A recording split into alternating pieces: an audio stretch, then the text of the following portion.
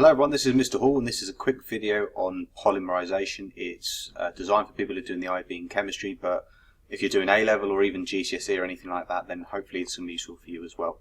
The links to the IB curriculum in particular is part of Unit 10.2, which is Functional Group Chemistry.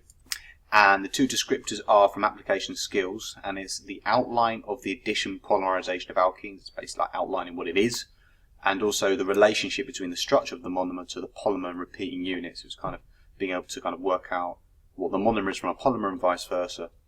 So let's just go through, first of all, what polymerization is. You start off with a monomer, and the monomer is an alkene. So this is an alkene type of reaction. These monomers bond together in a process that we call polymerization. And these individual monomers basically form a massive long chain, which looks a bit like that. Now this long chain of monomers we call a polymer. Now this polymer depends on the monomer that you've got, and you can create all sorts of wonderful polymers from it. Now some synthetic polymers that mankind has made since they discovered this wonderful procedure are things like bottles and things like that, so you can store your detergents and so forth in it. We've also been able to design the plastic bag, which is obviously very useful if you're going shopping. We've been able to make clothes with it with materials such as nylon and other racy kind of garments. In this case it's just a very safe waterproof set of clothes. You can also make vinyl for those of you who are a bit more retro with your music taste. We can also make pipes, okay, so water pipes and all sorts, very, very useful. Now all these are synthetic polymers, okay, because they're man-made. However, polymers have been around since, as long as time can remember. So it's in cellulose, okay, cellulose which makes up lots of plant matter. That is a polymer. It's in wool, okay, wool is also a polymer. Here's a reasonably dangerous but actually quite safe way of extracting a polymer from an animal. It's also used in rubber. Okay, rubber is a polymer which is used to make tires, amongst other things, and it's also in each and every single one of us as DNA. Okay, so the question is, the synthetic ones we're going to focus on, and it's how do you actually decide what the process is and how you make them? Well, addition polymerization as a term is what's going on, and we have to break this term down into two parts. Let's focus on addition first of all.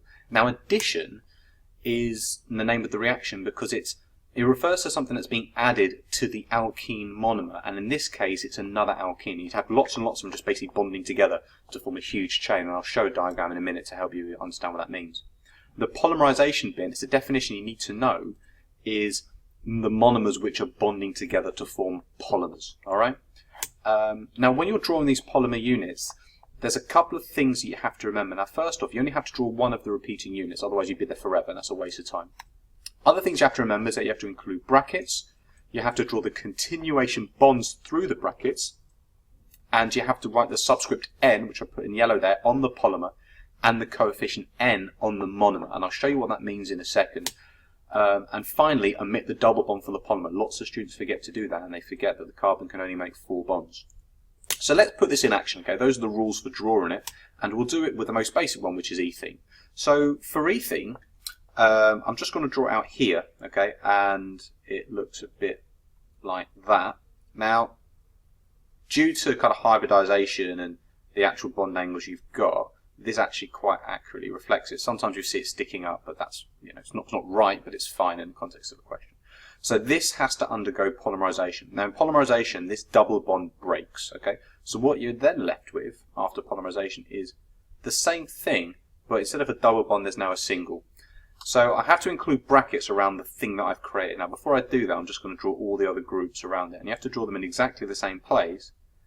And I'm just going to draw it straight up and down, just to show that it's actually polymerized. I'm going to put brackets around it. As that's done, the top bit, there, continuation bonds through the brackets. And that basically means that. And it has to go through the bracket. Don't do it too short. Second thing, I need to write the subscript n on the polymer, right there, and the coefficient n on the monomer. Now that means that. So that means n lots of that will create this n many times as a massive chain. Okay. Then I have to omit the double bond from the polymer, which I've already done. So that's finished. Okay. So you can see this is the polymer, the massive chain that you make from the monomer, which is just one of those things. Okay. So that's one example. Let's try another. So in this case, we've got this alkene, and I think it's but2e perhaps. So again, to draw this, I'm going to draw the monomer out first of all.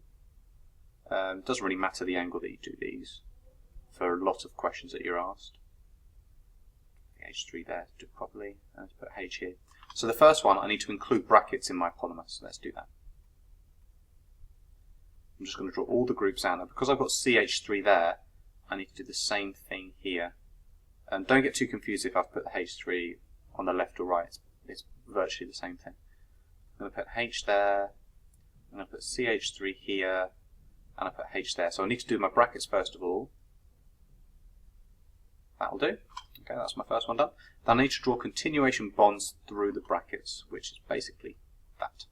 I then have to write the subscript n on the polymer and the coefficient n on the monomer. Well, that's on my monomer, and this is on my polymer. And then finally, I have to omit the double bond, which I've already done. So that's finished. Okay, so you can see it's actually pretty straightforward. We'll try a couple more just to make sure we're all on the same page with this. So this is my next one. So it's C2H5. So I think this may be boot 1E. Again, the same procedure. Okay, I'll draw the thing out first of all. And then when I redraw it, it's pretty much the same thing, but with this double bond broken, because if you like to think about it, half of it goes over here and half of it goes over here. So what you've then got is, I'll put that on there. I've got the hydrogen there, no double bond anymore, hydrogen here, and my C2H5. Okay, first thing I'm going to do is include brackets. So we're done. Continuation bonds. See, that is not good enough. That has to go right out. And the subscript n and the coefficient n, and I've omitted the double bond, so that's finished. Alright, we're just going to do one more just to make sure we really get it. Now, this is an interesting one because what this polymer effectively is, if I was to redraw it, this C6H5 is what we call a phenyl group, which is basically that. Okay, and there's also some hydrogens coming off it. So my first task is to include the bracket, so I have to, let's redraw this whole thing first. Hydrogen here, because that's on the left. Bottom left is hydrogen, so that goes here. Bottom right is hydrogen, so that goes here. Top right is this group, so that has to go there. Make sure you get that order right when you're drawing your polymer. First step is to include my brackets. 1, 2. Next, second step, continuation bonds. 1, 2. Third step, subscript n and coefficient n. 1 there, 1 there. Omit the double bond.